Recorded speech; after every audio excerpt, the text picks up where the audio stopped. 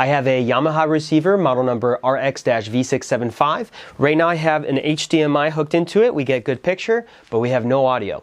So one of the things we're going to do to diagnose it is heat this chip up with our hot air gun. We're going to do about 5 to 10 seconds.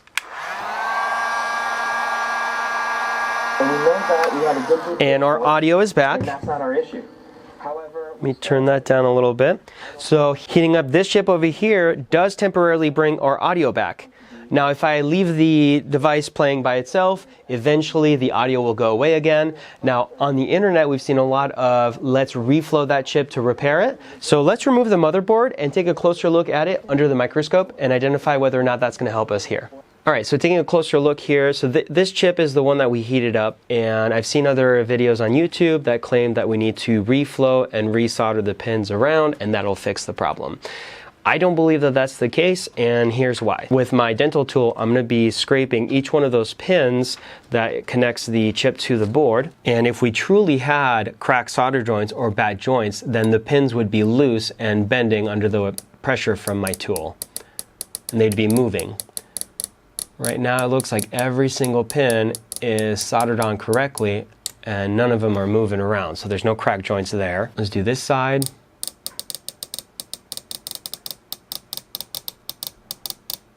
And I am putting a lot of pressure on these. So if one of these was not soldered down properly, it would definitely bend.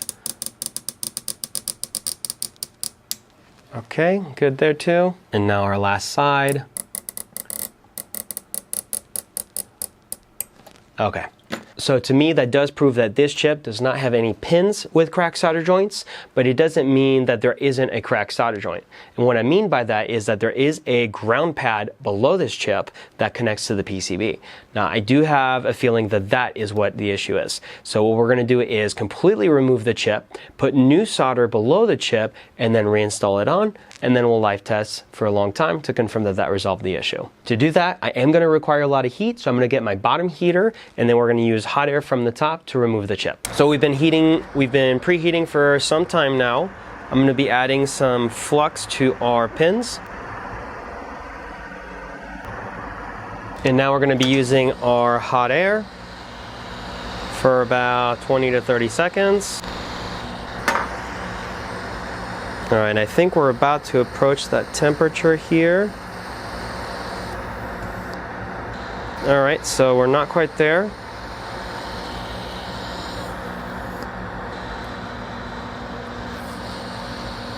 All right, so that's our chip. It's been removed. While the board is hot, I'm going to go ahead and remove the original solder from the board. As I'm desoldering the ground pad below the chip, we can notice delamination from the board. This usually happens due to heat stress and further reinforces my belief that the ground pad most likely had microfractures in the joint, which caused our issue. And now a quick cleanup. All right, next we're going to go ahead and clean off the old solder from the chip itself.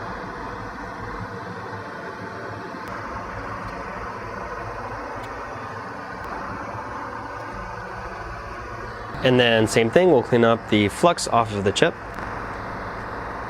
Now normally and ideally we do actually just replace the chip. We don't reattach the same original, but the customer does want us to reattach the exact same original and they are in a rush. They do not want to wait for a replacement chip to arrive, so that's what we're going to be doing. But typically we would be doing a replacement. We're going to be adding some solder paste here. So this is just a ton of little solder balls. Then we're going to put our chip back on. Oh boy. And I'm going to do my best to try and line it up. Okay, and that looks fairly well lined up. So now we can go ahead and use our hot air to reattach it. And while I'm attaching it, I'm going to keep an eye on it. I want to make sure that it does not shift. All right, and it looks like visually I can see the solder is molten a little bit. So that should be good enough. Now we'll go ahead and let it cool down for a little bit, and then we'll prod the chip just to make sure that it is properly soldered on that bottom ground pad. Once that is confirmed, we'll go ahead and solder the pins. Okay, so before we start soldering, we're gonna add a little bit of flux. And I do have a little bit of solder left over from the chip here, the original solder, so I'm gonna try and solder that down first. But I don't think that that's going to be enough. No, I don't think that's going to be enough. So we're going to add just a little more. Okay, we got a little blob now.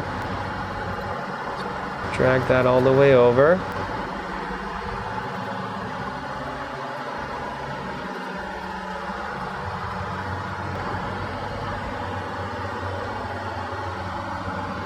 Oh, and I did forget, I did actually do this off screen, but this is very much stuck on there. So that bottom pad is for sure properly soldered.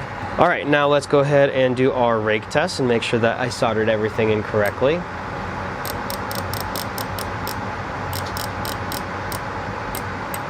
Okay, everything looks good. I'm gonna do the other sides off screen and we will get back together here in a minute once I am live testing this. All right, I did want to actually record this part because I did find a loose pin, so I didn't do my job correctly over here.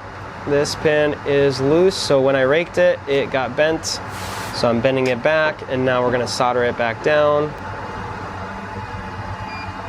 And I'm just gonna go over a couple of the ones over here again, just to make sure. Let's rake one more time. And this was the one. Okay, so everything is good. We can go ahead and clean it up and then we'll bring it to the device for testing.